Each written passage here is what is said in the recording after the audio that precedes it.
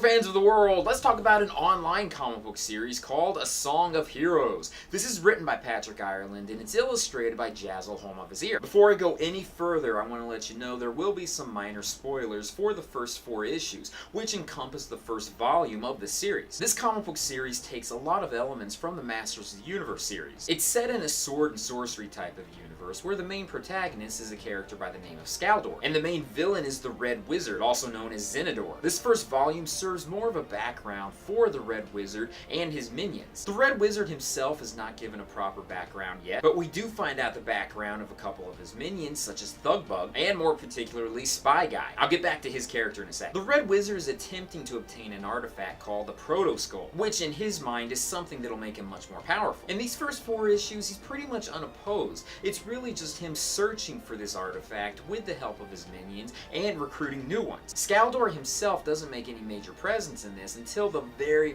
end, when there's an allusion made towards his coming. For the most part, this is just character development of the few minions that were introduced, which, depending on your own literary stance, this is either a good thing or a bad thing. If there's no actual conflict taking place and it's just character development for the first 4 issues, that could be something that's great for some people out there. But some people want to read about the protagonist, who the focal point of the story is going to be about. In this instance, we don't really have that in these first 4 issues. However, there is a good reasoning behind this. This entire story developed from a competition from a lot of Masters of the Universe fans as to which character was going to be made into a new statue figure. If you don't know what a statue figure is, it's basically a small statue in the size of an action figure, so you can somewhat interchange them amongst hardcore collectors, where it looks as though this is an action figure that'll fit in with the rest of the toy line. Back in the early 2000s, there was a Masters of the Universe toy line that was made. It ended fairly early. However, there were certain statue figures made to try to complete the toy line a bit. There was an awesome sculptor on the He-Man.org website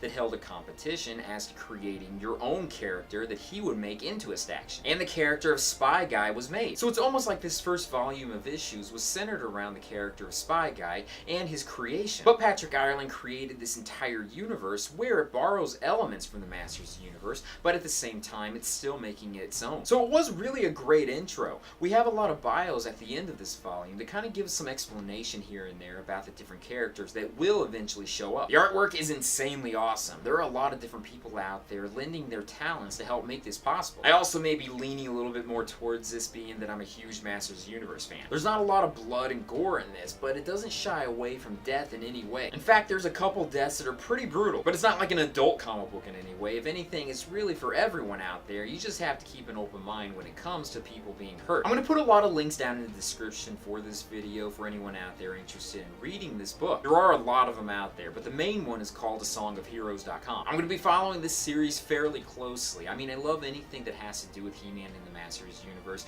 and even though this isn't directly a spin-off of it, it's still pretty darn close. So with that, thank you guys for watching me in this video. If you haven't done it yet, subscribe to my channel, hit that like button if you like this video. Also, check out my Patreon site when you get a chance. I'd really appreciate it. And with that, I'll join you guys in another video very soon. Peace, love, namaste, and I'll see you guys later.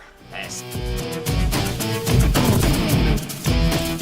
It would be really cool if in a future issue there could be some sort of illusion that maybe there is an alternate reality where in fact the Masters Universe exists. I know that could probably get into some sort of legal issues, but still the thought of it is awesome.